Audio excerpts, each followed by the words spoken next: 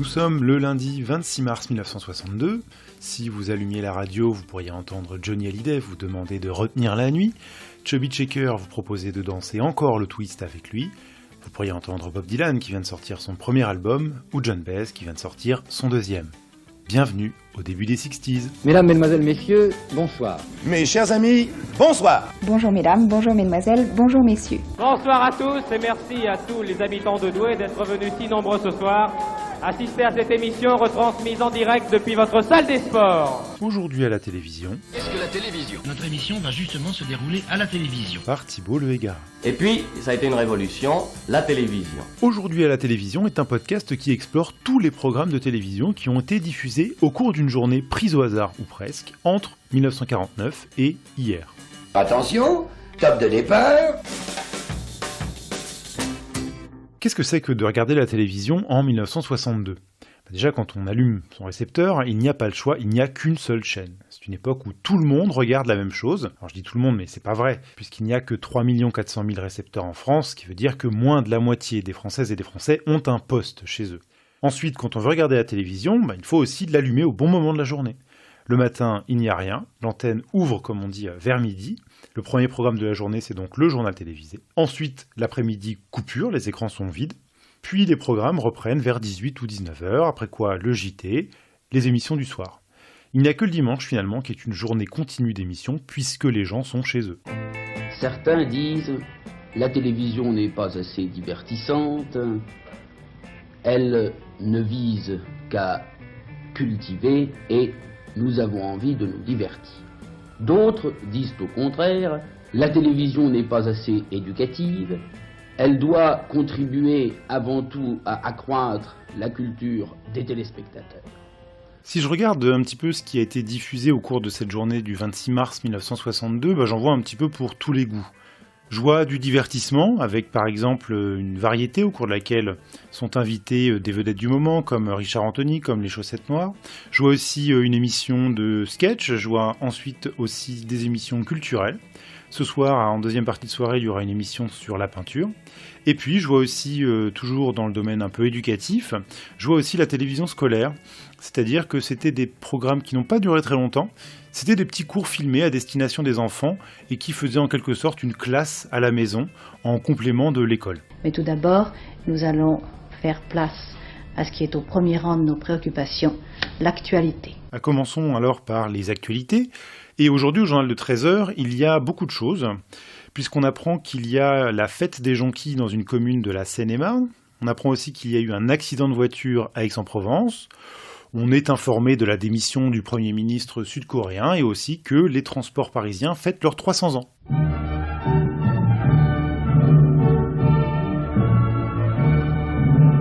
Un peu avant 20h ce soir doit être retransmise une allocution du président de la République, puisque ce matin, un massacre a eu lieu en Algérie.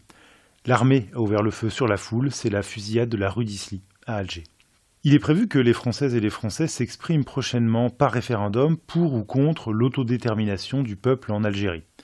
Et justement, suite à cette fusillade du 26 mars, le président de Gaulle, dans son allocution, va inviter les électeurs et les électrices à voter en faveur de l'indépendance algérienne. En soumettant au peuple français le projet de loi du référendum, je lui propose d'adopter solennellement les mesures prévues par les déclarations gouvernementales du 19 mars en ce qui concerne, d'une part, le cessez-le-feu et l'autodétermination en Algérie.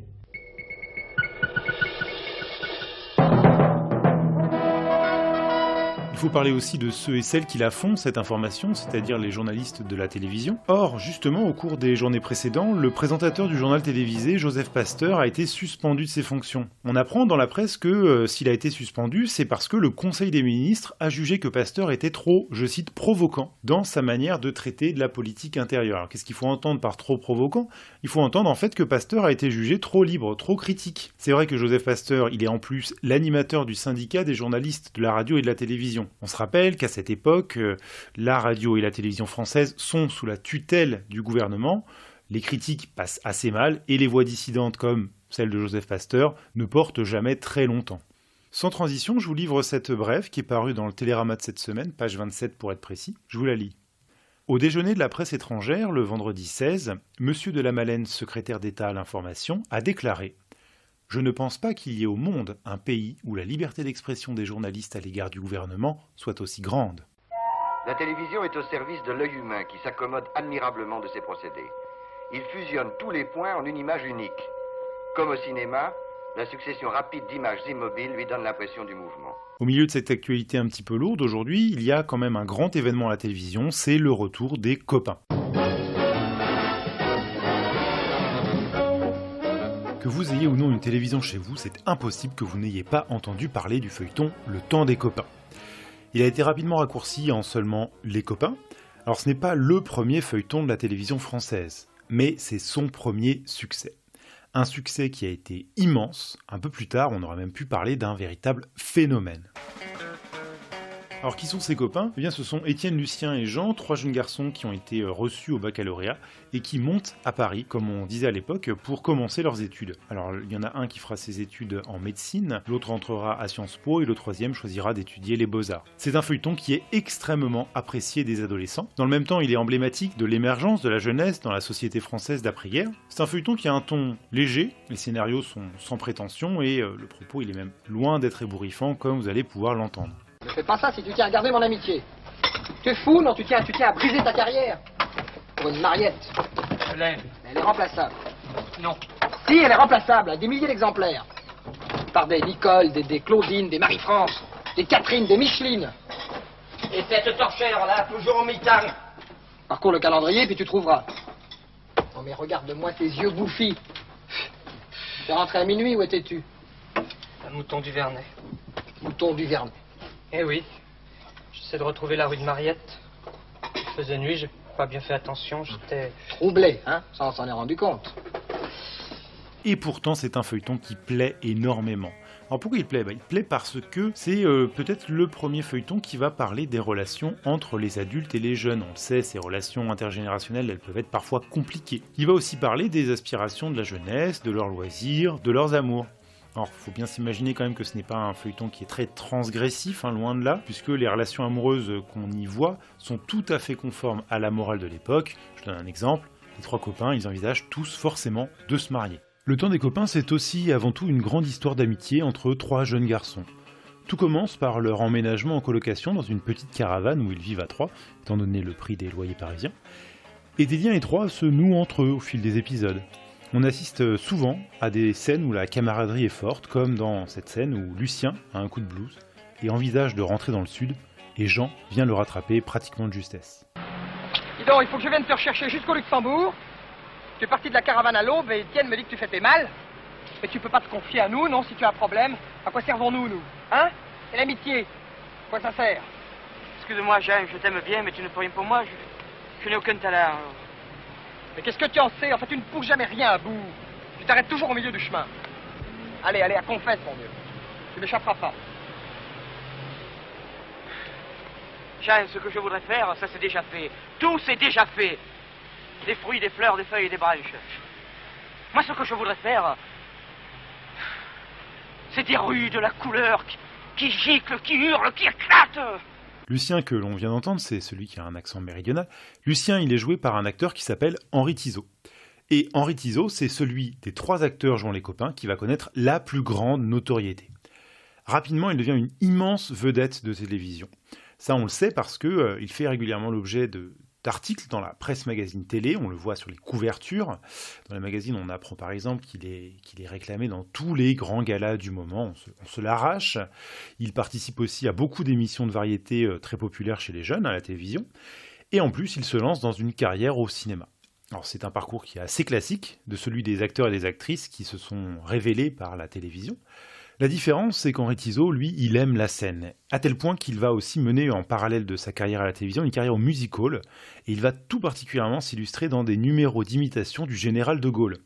D'ailleurs, son sketch qu'il a enregistré sur disque a été en tête des ventes de novembre 1961 à février 1962, et s'est vendu quand même à 500 000 exemplaires. Je comprends très bien, messieurs, que dans le monde où nous sommes, les choses étant ce qu'elles sont, c'est essentiellement sur ce qu'ils pensent qu'est éveillée la curiosité professionnelle des membres de la presse. Et je réponds que si Henri Tizot veut se laisser entraîner à une rupture avec moi-même, eh bien, je n'y ferai aucune opposition. Et je lui souhaite d'avance bien du plaisir.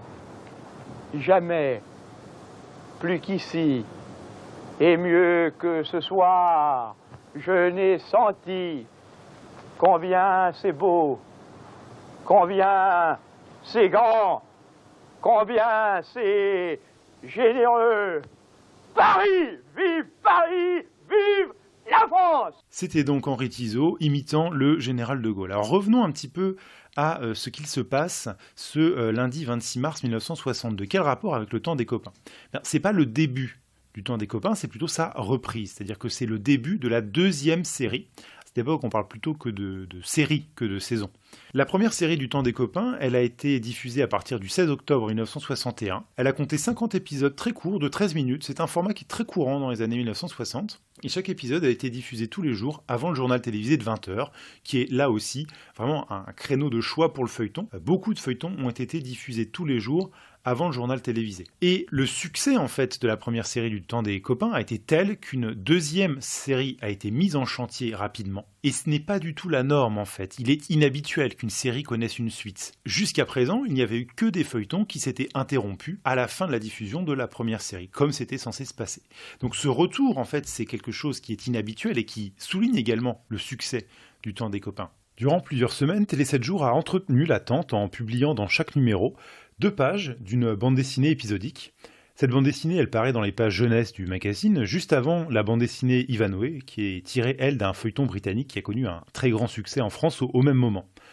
Le scénario de la bande dessinée des copains, il est signé de Jean Canol, c'est-à-dire le créateur et l'auteur du feuilleton télévisé lui-même, et les dessins sont de Raymond Poivet, qui a une certaine réputation dans l'édition de bande dessinée. C'est dire si Télé 7 jours s'est assuré une belle exclusivité avec cette bande dessinée. Alors elle découle directement du feuilleton télévisé, et on peut y suivre les 3 copains qui sont en vacances. Il leur arrive des aventures, ils font de nouvelles rencontres, ils ont de nouvelles amoureuses. La bande dessinée, elle, se clôt une semaine avant le retour du feuilleton à la télévision. Sur cette case, je vous la lis. Les copains se décident enfin à reprendre l'avion pour Paris. Ils vous donnent rendez-vous le 26 mars sur votre écran de télévision. Ce retour est attendu par beaucoup de téléspectateurs et téléspectatrices. Mais si Télé 7 jours est enthousiaste, on l'a vu, un autre titre de la presse magazine télé se montre un peu plus prudent. C'est Télérama. Sa rédaction émet des réserves. Elle s'interroge. Un feuilleton doit-il à ce point s'étirer ? Ce n'est pas habituel, comme on l'a dit, qu'un feuilleton connaisse une suite. Et les téléspectateurs n'ont pas l'habitude. Les auteurs non plus d'ailleurs. Le public ne va-t-il pas se lasser de voir revenir les mêmes personnages ? Est-ce qu'il va y avoir de l'originalité par rapport aux histoires qui ont déjà été racontées dans les 50 premiers épisodes ? Eh bien, réponse ce soir à 19h25 sur votre écran. En tous les cas, ce succès du temps des copains est important pour la suite. Il a prouvé que ce genre de programme pouvait fédérer un très large public. Et ça va être un signal fort pour les dirigeants de la radiodiffusion télévision française, la RTF. Ces dirigeants vont prendre conscience que le feuilleton est un programme intéressant pour attirer et retenir le téléspectateur. Parce que le feuilleton, il fidélise. C'est le même phénomène que pour le roman feuilleton du 19e siècle. Pour lire la suite de l'épisode, il fallait acheter le journal du lendemain. Eh bien, c'est pareil pour le feuilleton télévisé. Si on souhaite voir la suite, il faut allumer son poste le lendemain à la même heure. Le feuilleton télévisé va donc contribuer à faire adopter aux Françaises et aux Français le rythme de la télévision. Il va leur apprendre à devenir des téléspectateurs. Et on va voir un engouement extrêmement fort pour le feuilleton télévisé dans les années suivantes, avec même une production massive, puisque de 1965 à 1970, il y a en moyenne 23 nouveaux feuilletons mis à l'antenne chaque année. Mais même si le temps des copains a été un beau succès de la saison 1961-1962, il n'explique pas à lui tout seul la mode du feuilleton qu'il va suivre. Il manque encore un autre gros succès pour que le feuilleton mérite sa place de programme phare de la télévision. Justement, la RTF annonce pour l'année 1963 la diffusion de 2 nouveautés, un feuilleton sentimental titré Jannick Aimé et un feuilleton historique se déroulant pendant la guerre de 100 ans, Thierry Lafronde.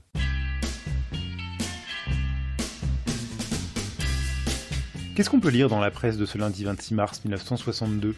Demandez France c'est ça, le grand quotidien d'information d'histoire et d'histoire spéciale. J'ai ouvert quelques journaux et j'ai lu qu'il pourrait y avoir peut-être une grève chez les personnels de la télévision dans très peu de temps. Alors on annonce aussi que Johnny Hallyday, qui est en partance pour les États-Unis, va passer là-bas à la télévision dans une émission très célèbre qui s'appelle le Ed Sullivan Show. Télé 7 jours publie également une enquête rapportant des indiscrétions des tailleurs des vedettes de la télévision. Entre autres scoops, on apprend que Raymond Marcillac ne sait pas choisir ses cravates et que Pierre Bellemare préfère les ceintures aux bretelles. On attend bien sûr leur droit de réponse. Monsieur, vous êtes téléspectateur? Oui. Depuis quelle année? Je suis depuis 1952. J'ai également parcouru le courrier des lecteurs de la presse magazine télé. Alors dans le Télé 7 jours de cette semaine, un téléspectateur de Toulon se plaint, je cite, de la vague de tristesse et de monotonie qui déferle sur le petit écran. Dieu, que de tristes programmes nous sont proposés. Parmi les programmes qui lui ont déplu à ce téléspectateur, il y avait Les raisins de la colère, adapté du célèbre roman de Steinbeck. Heureusement, écrit le même téléspectateur, que Roger Pierre et Jean-Marc Thibault apportent un petit peu de gaieté. Également, une téléspectatrice de la Sarthe déclare qu'elle apprécie beaucoup les variétés qui passent à la télévision, mais elle regrette que ces variétés passent toutes aux heures de grande écoute, et que si elle veut voir des émissions sur la littérature et sur les arts, il faut qu'elle veille tard le soir.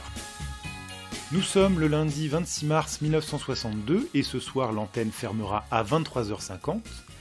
Si vous n'avez pas la télévision chez vous ou que vous n'aimez pas le programme, sachez qu'à la radio ce lundi il y a sur la station France 3, un documentaire sur la civilisation polonaise et une émission sur Claude Debussy, des chansonniers sur Radio Luxembourg, RMC et Europe numéro 1, et une émission de sociologie religieuse sur Radio Vatican.